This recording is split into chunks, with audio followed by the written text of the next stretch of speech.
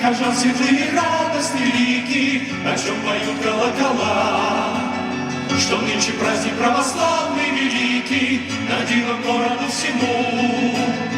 Идет на исповедь святейшему старцу, на всех, кто Богу пел хулу. Теперь покаяться блудник Карамаза. Мой отец, он мне не враг, зачем он здесь и этот знак?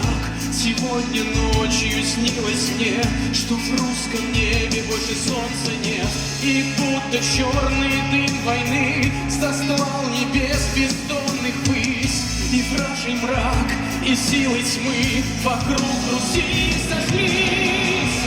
Наших сыновей здесь Карамазов покой на заботе, а третий младший Алексей.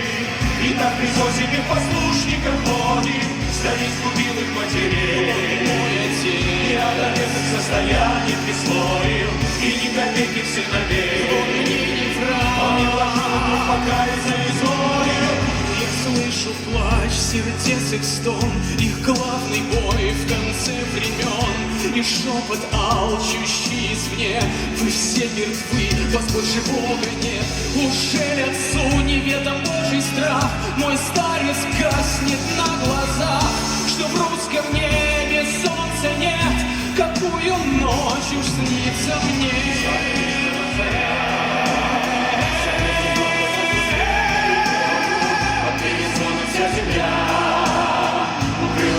Под Господней рукою, и никому и никогда.